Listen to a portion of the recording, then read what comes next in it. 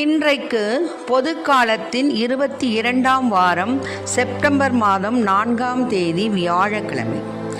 இன்று தேவன் நமக்கு தரும் ஜீவ நீரூற்றான இறை வார்த்தைகள் புனித லூக்கா எழுதிய நற்செய்தி இயல் 5 இறை வார்த்தைகள் 1-11 முடிய. அக்காலத்தில் இயேசு கெனசரேத்து ஏரிக்கரையில் நின்று கொண்டிருந்தார்.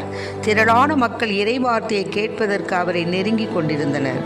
அப்போது ஏரிக்கரையில் 2 படகுகள் நிற்க கண்டார். மீனவர் படகை விட்டு இறங்கி வலைகளை அலசி கொண்டிருந்தனர். அப்படகுகளுள் ஒன்று சீமோனுடையது. அதில் இயேசு ஏறினார். அவர் கரையிலிருந்து அதை சற்றே தள்ளும்படி அவரிடம் கேட்டுக்கொண்டு படகில் அமர்ந்தவாறே மக்கள் கூட்டத்துக்கு கற்பித்தார். அவர் பேசி முடித்த பின் சீமோனை நோக்கி, ஆழத்திற்கு தள்ளி கொண்டு போய் மீன் பிடிக்க உங்கள் வலைகளை போடுங்கள் என்றார். சீமோன் மறுமொழியாக, ஐயா, இரவு முழுவதும் நாங்கள் பாடுபட்டு உழைத்தும் ஒன்றும் கிடைக்கவில்லை. ஆயினும் உமது சொற்படியே வலைகளை போடுகிறேன் என்றார். அப்படியே அவர்கள் செய்து பெரும் திரளான மீன்களை பிடித்தார்கள். வலைகள் கிழிய தொடங்கவே மற்ற படகிலிருந்த தங்கள் கூட்டாளிகளுக்கு சைகை காட்டி துணைக்கு வருமாறு அழைத்தார்கள். அவர்களும் வந்து 2 படகுகளையும் மீன்களால் நிரப்பினார்கள். அவை மூழ்கும் நிலையில் இருந்தன. இதை கண்ட சீமோன் பேதுரு இயேசுவின் கால்களில் விழுந்து, ஆண்டவரே, நான் பாவி, நீர் என்னை விட்டு போய்விடும் என்றார். அவரும் அவரோடு இருந்த அனைவரும் மிகுதியான மீன்பாட்டை கண்டு திகைப்புற்றனர். சீமோனுடைய பங்காளிகளான செபதேயுவின் மக்கள் யாக்கோபும் யோவானும் அவ்வாறே திகைத்தார்கள். இயேசு சீமோனை நோக்கி, அஞ்சாதே, இது முதல் நீ மனிதரை பிடிப்பவன் ஆவாய் என்று சொன்னார். அவர்கள் தங்கள் படகுகளை கரையில் கொண்டு போய் சேர்த்த பின் அனைத்தையும் விட்டுவிட்டு அவரை பின்பற்றினார்கள். ஆண்டவரின் அருள்வாக்கு. கிறிஸ்துவே மக்கு புகழ்.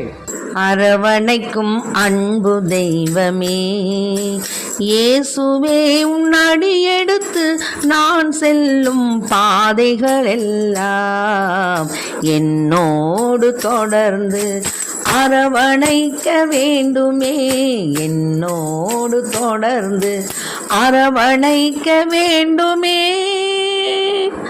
அரவணைக்கும் அன்பு தெய்வமே, சோகங்கள் பல கோடி சூழ்ந்திடும் வேளையில் உன் சிறகினுள் என்னை மூடி அடைக்கலம் தர வேண்டும்.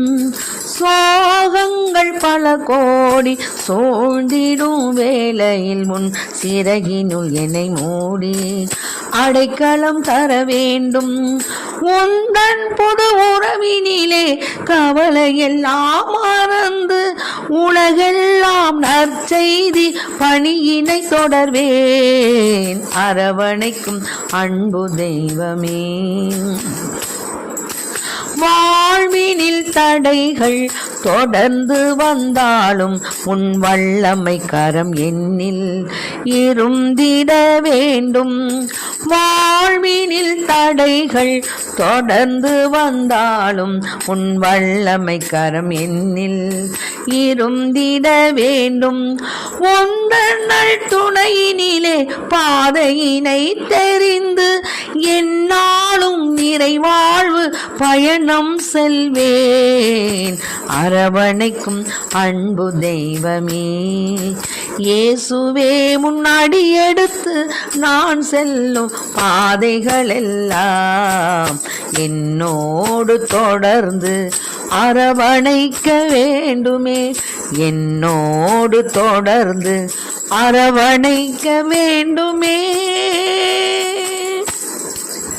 அரவணைக்கும் அன்பு தெய்வமே. இன்றைக்கு நம் தேவன் தரும் ஜீவ நீரூற்றான இறை வார்த்தைகளை கேட்டோம். அதாவது, ஞானியாக வாழ்வது என்பது வேறு. ஆனால் தன்னைத்தான் பெரிய ஞானியாக நினச்சிக்கிட்டு கருதி வாழ்வதுங்கிறதும் வேறு.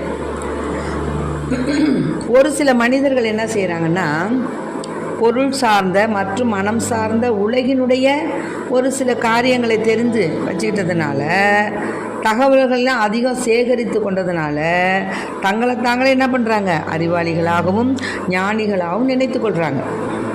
ஆனால் இப்படிப்பட்ட உலக சார்ந்த ஞானம் அதாவது அறிவு மடமை, அந்த உலகை சார்ந்த இந்த ஞானம் மடமையை தவிர வேறில்லை என்று பவுல் கூறுகிறார். புனித பவுல் உண்மையான ஞானங்கிறது தகவல்களை சேகரிப்பதனால் மட்டும் வருவது அல்ல, மாறாக தன்னையே வெறுமையாக்கணும். வாழ்வின் ஆழத்திற்குள் நம் தேடல் வலைகளை என்ன செய்யணும்? வீசணும். ஆழத்திற்குள்ளாக தள்ளி கொண்டு போய் மீன் பிடிக்க உங்கள் வலைகளை போடுங்கள் தான் ஏசப்பா சொன்னார்.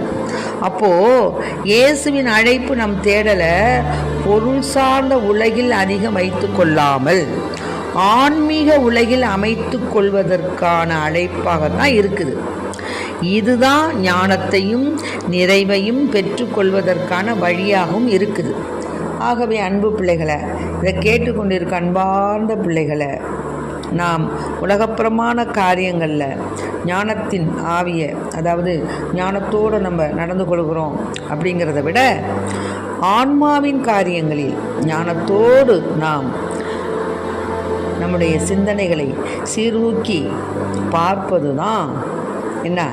இறையாட்சி. அதுதான் கிறிஸ்துவின் விழுமியங்களால் மனிதர்களை மானிட மகனின் பக்கம் ஈர்த்திடும். ஆகவே நாம் மனிதர்களை ஆண்டவன் பக்கம் ஈர்த்திடக்கூடிய அந்த வரத்தினை நம் தேவாதி தேவனிடம் கேட்போம். ஆமென். Praise the lord. மரியே வாழ்க.